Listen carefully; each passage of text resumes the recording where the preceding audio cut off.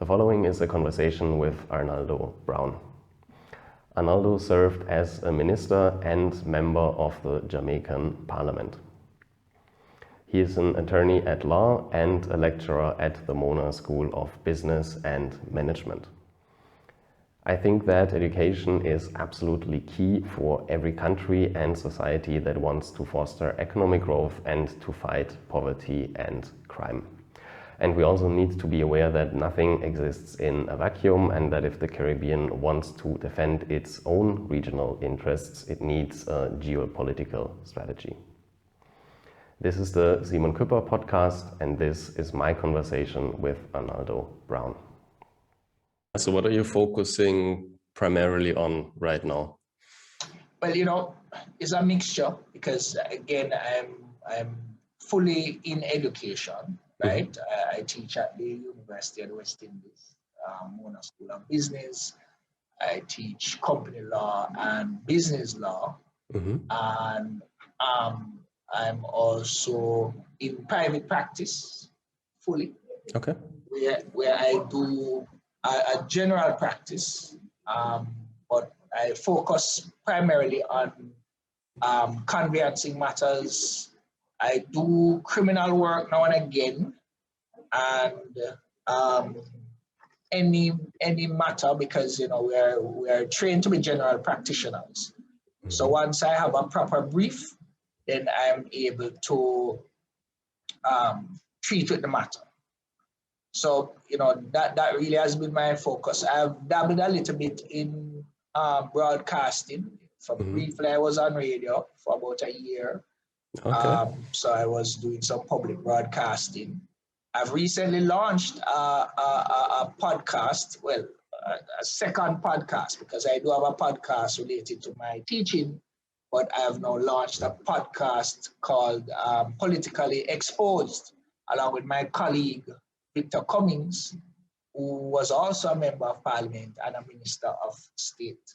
Mm-hmm. And there we look at current affairs and, world politics. Yes. In world politics or in Caribbean specifically?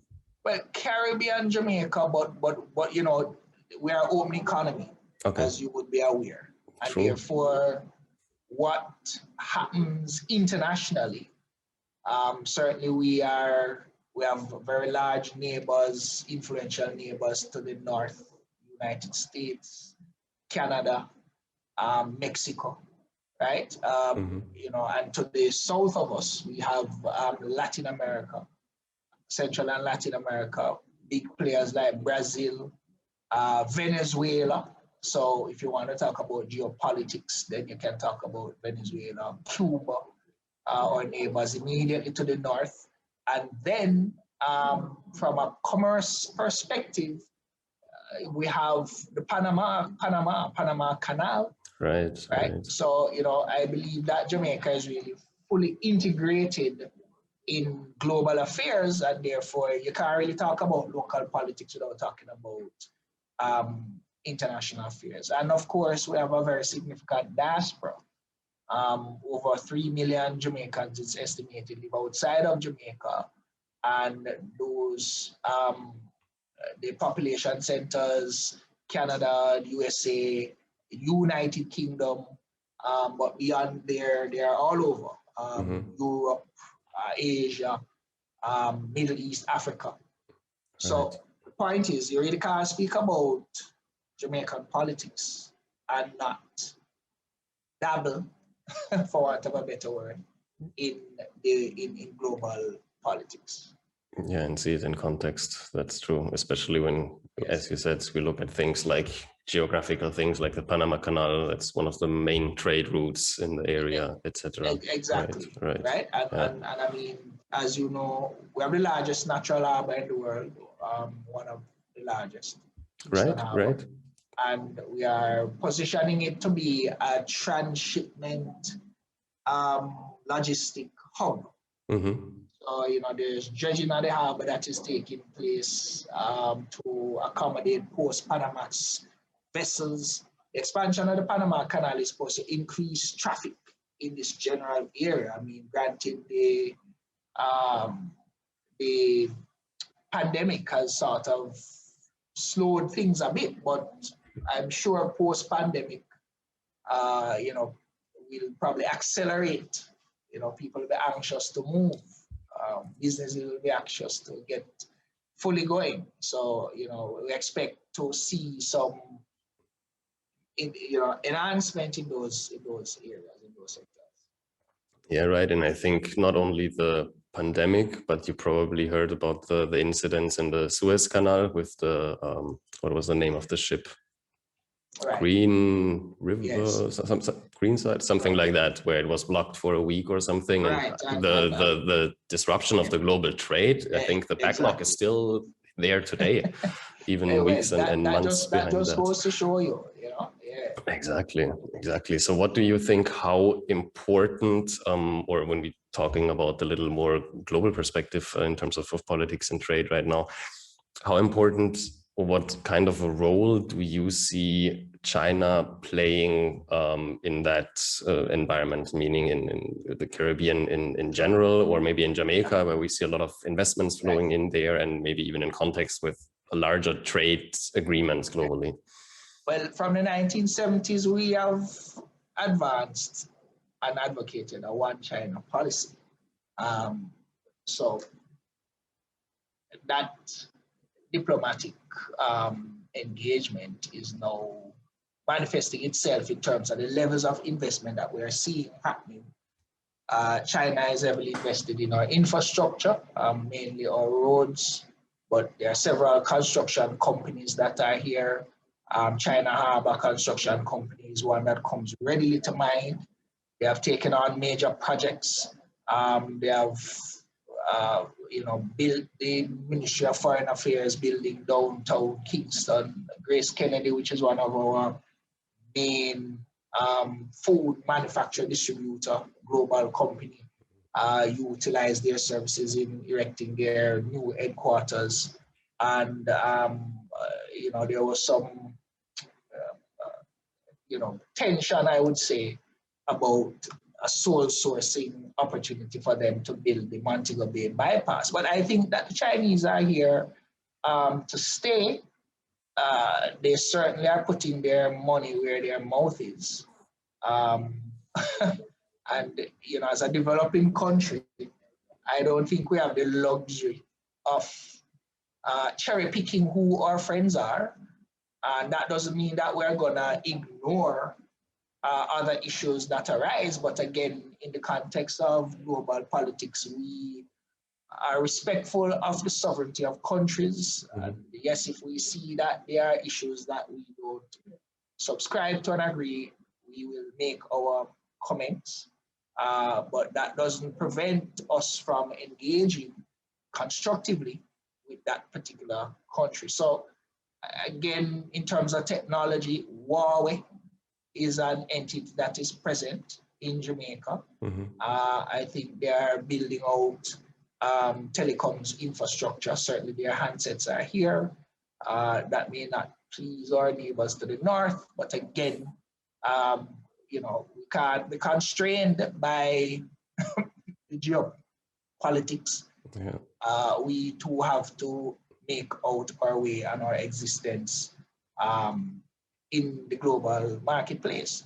So I believe that there is a lot of opportunities that present themselves for functional cooperation between Jamaica and China. So I mean, the fact of the matter is that we're engaged with them, and I think that engagement is not new.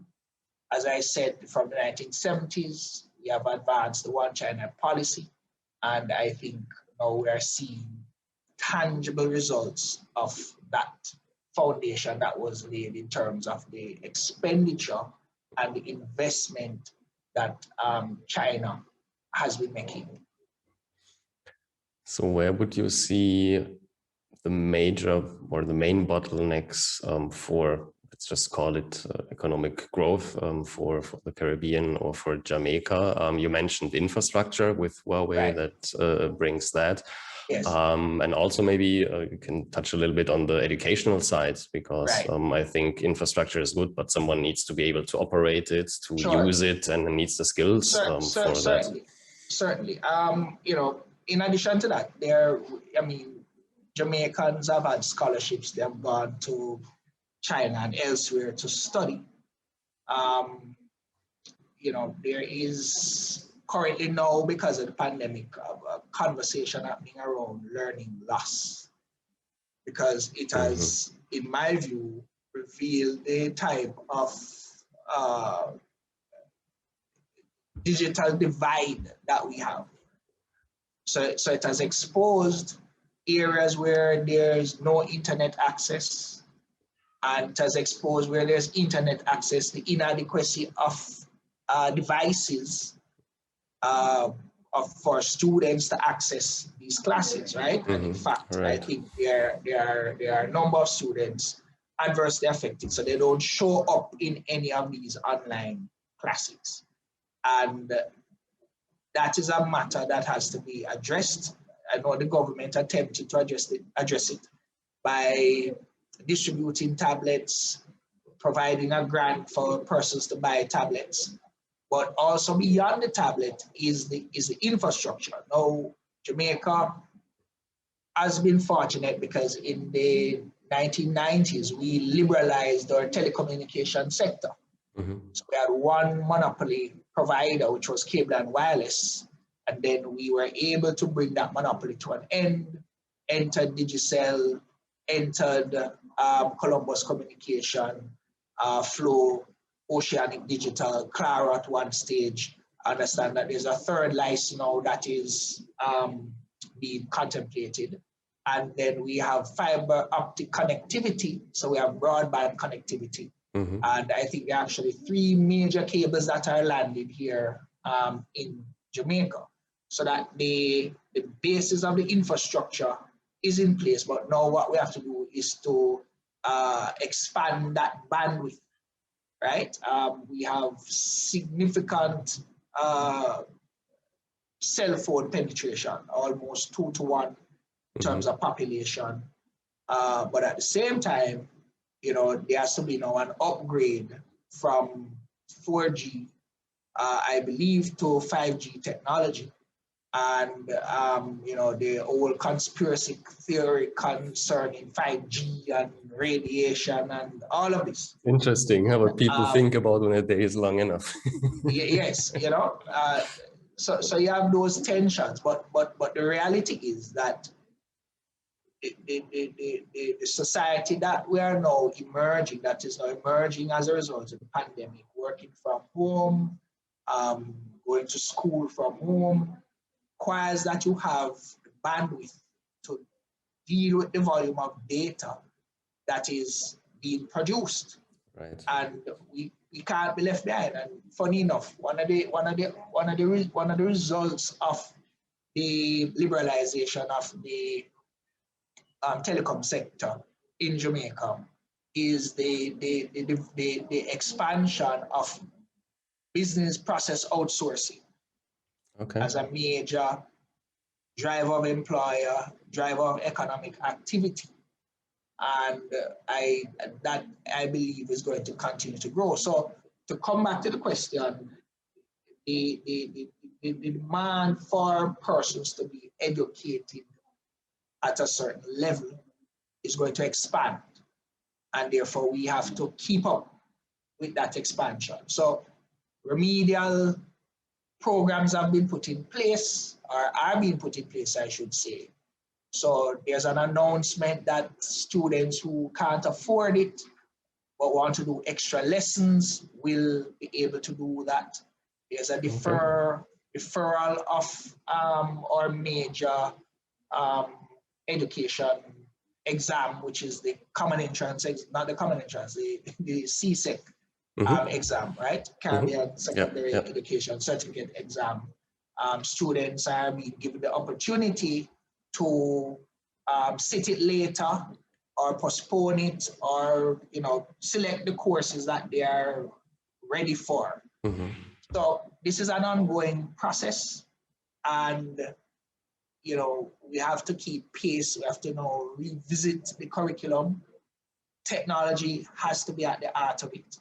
And there are many schools in Jamaica that are introducing robotics, IT, and so on. Because that is really where it's going to go. Engineering, right?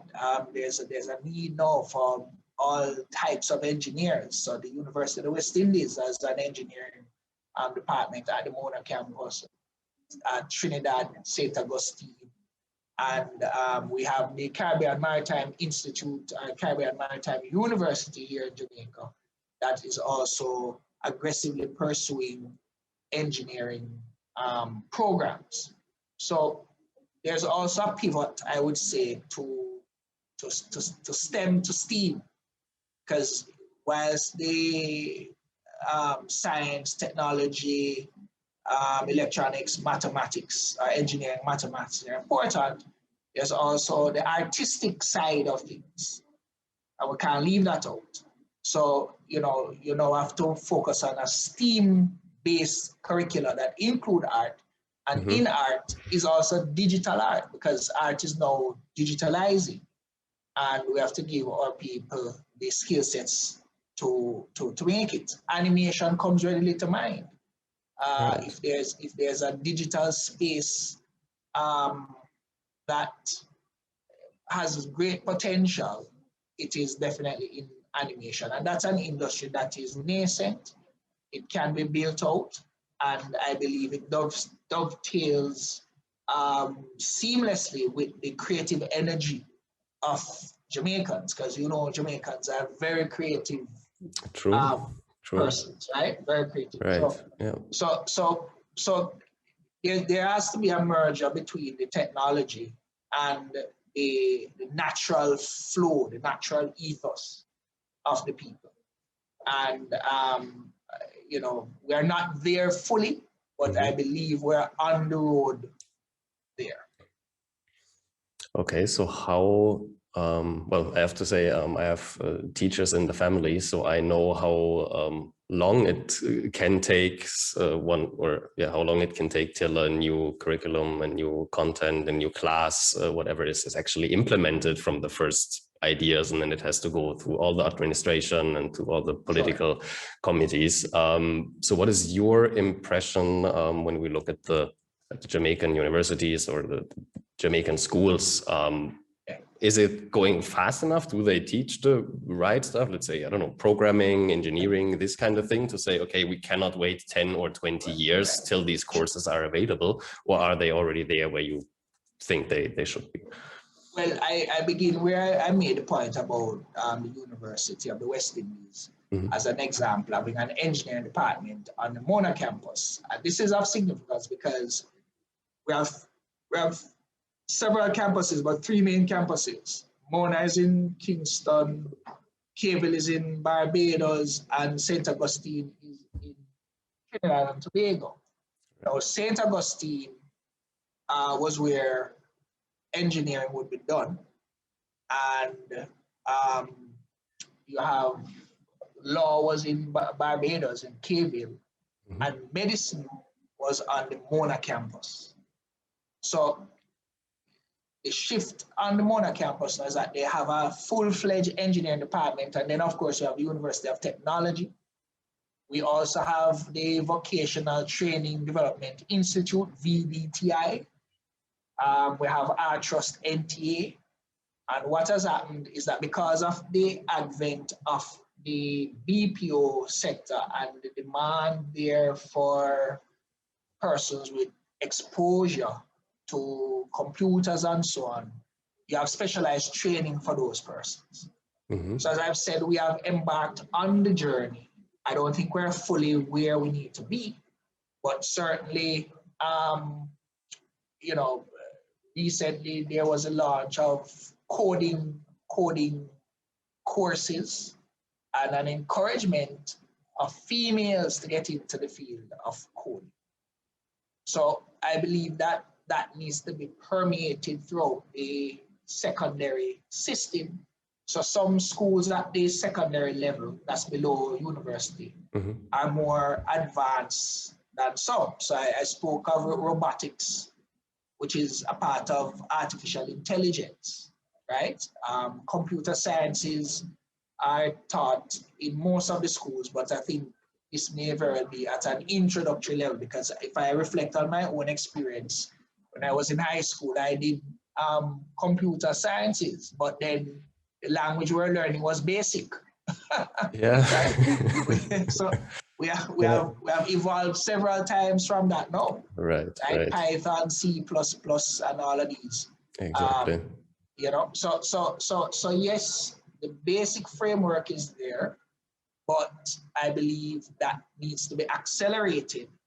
And as I mentioned, the emphasis on STEM and now a pivot to STEAM, because you can't leave out the artistic element, right? Because again, that is that's the advantage I think humans are going to have over, say, computers, right?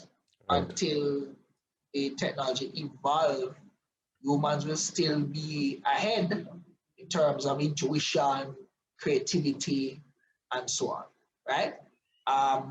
You know, it's funny because it is humanity that has created this technology. So I'm not necessarily sold on the idea that the technology is going to supersede the human capacity, right? Even in terms of thinking. I'm not down that road yet. So the idea is that we have to continuously train and educate and transform the minds of our students, right? So critical thinking skills, mathematics, science subjects, right? There definitely has to be an emphasis on those. Yeah, absolutely. I think there are also the terms strong and weak AI or artificial intelligence. And I think I absolutely agree with you that we are not there yet where we have a strong AI, meaning we can give their AI general problem to solve and they're able to do that. We have narrow AIs, meaning a calculator can probably calculate faster than any human or more sophisticated programs like that. Or Google, as an example, can find information very fast, but is not intelligent in the term that if we ask not the right question, then we don't get the answer. Another human would maybe figure out, oh, that's what you actually wanted to ask. Exactly. So let's stay at the education sector for a second. So how do you see that evolve? Because, for example, let's take the last 12 months, the last year with the pandemic, etc. Do you see, with the problems that we have in Jamaica, that people do not have devices, maybe do not have the infrastructure, etc. But on a global scale, do you see, or what is the impact that you see in the educational sphere? Meaning, why should someone go to a Mona University and not enroll in an online class of Harvard or MIT or any other university that is worldwide? There maybe less or way cheaper than it would probably cost a few years ago when you really appear in person. So what is your feeling or your perspective? Where does that actually transform education over the next years? Well, put it this way, because, you know, and it's twofold, because yes, there will be a opportunity in terms of online learning from these universities that you have spoken about. And you have a number of platforms, Coursera, if that is the name of it, you know, that offers courses, but and then you have full-time degree programs, part-time degree programs. But the University of the West Indies, as an example, is not to be undone, because there's a university open campus, which is an online platform where persons can go up to a doctoral program on it. So what will happen is the reverse, meaning we as Jamaicans and Caribbean nationals can, yes, use online courses from these universities. Likewise, other students around the globe can register at the UWI Mono. So it is viewed as a positive thing, because UWI has also established a presence in New York and in Africa. So it's broadening its horizon and providing its service to humanity. So the point is that there's greater opportunity for learning in various contexts and at various universities, and people can choose a collection of courses, and this is it again now, and that has brought into question the format of degree programs, baccalaureate programs.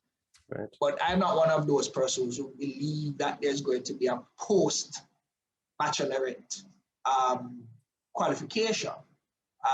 If anything, it may evolve and be more dynamic, but I don't think it is going to never be needed. And, you know, persons make a mistake because, again, just as how you mentioned that AI is narrow, so too are the areas that require persons with less than a degree, less than a master's, right? So I think of Silicon Valley as an example. So they'll take programmers out of high school because of their natural talent and ability. Exactly. But you could never take somebody up based on natural talent and ability and tell them to do brain surgery or tell them to do open heart surgery, right? Right. Yeah.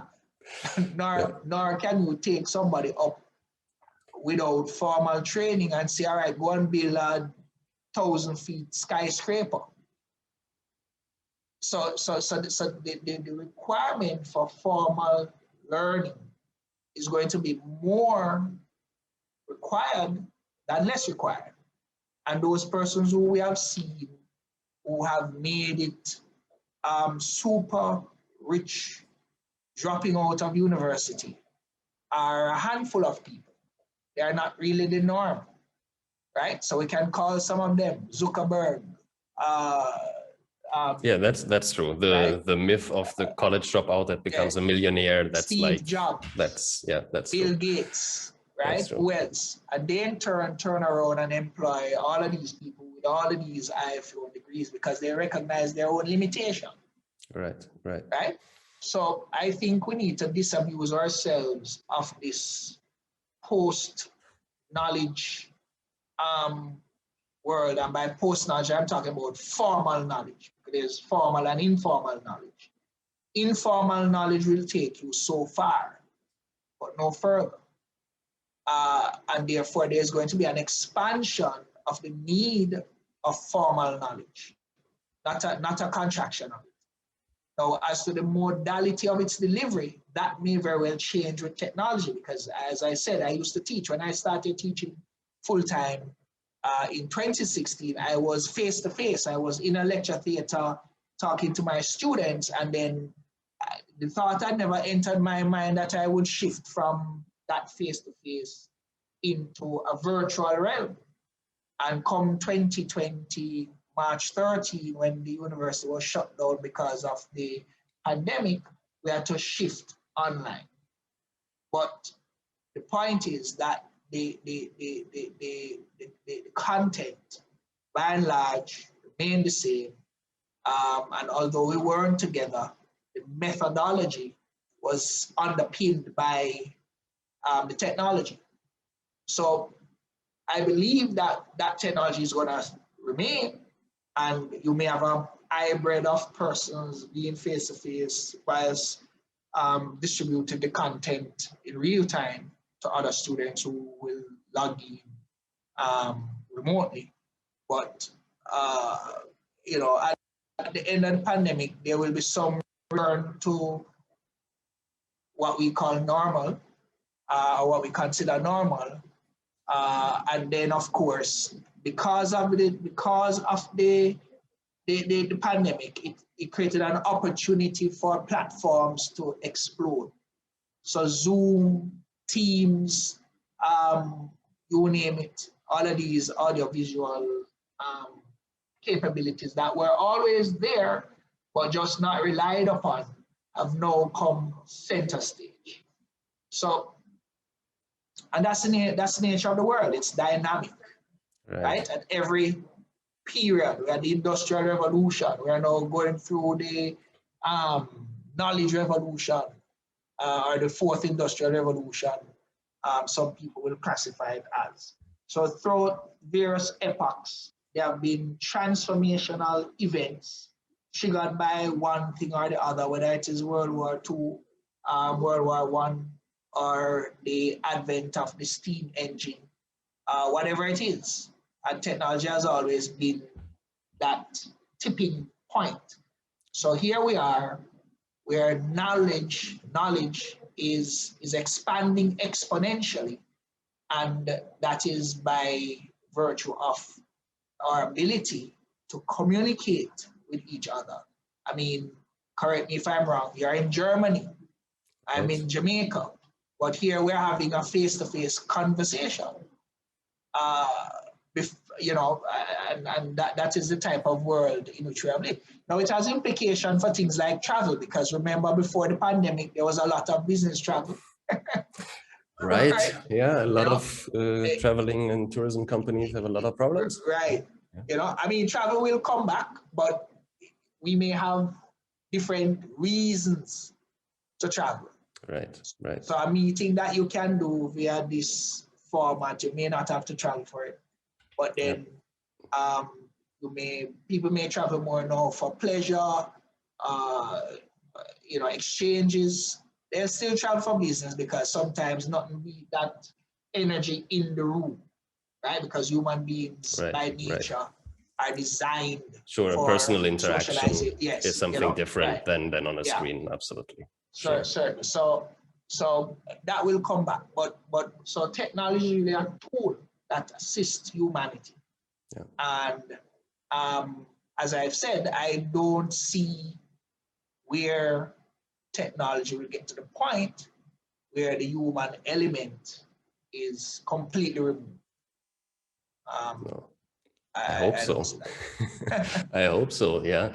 So when I understand you right, you would say in terms of education that the industry will or has to adapt, but it will still be, or it still has its place to have a formalized education, or then on top of that, a hybrid version, or technology, or Zoom classes, or whatever. Yeah, okay. Yeah, I agree on that, that we will have still jobs, or as you said, trainings that is in person the best, or brain surgery or whatever. But even there, I think there are no robots where you can do brain surgery remote and that stuff. So that will be interesting. I think, and you mentioned that earlier, that the bigger companies like Google, Amazon, etc., that they hire, or that they create their own campuses, their own universities, basically, where they teach people in a year what they otherwise would learn in a few years, or maybe not even that, in a normal university, and basically, build the people with the skills that they need. So, I would agree on that we will see a hybrid development in that field. And I think it's necessary, because as you said, not everybody has the access to education, to knowledge, etc. And technology or digital transformation can certainly be a starting point here.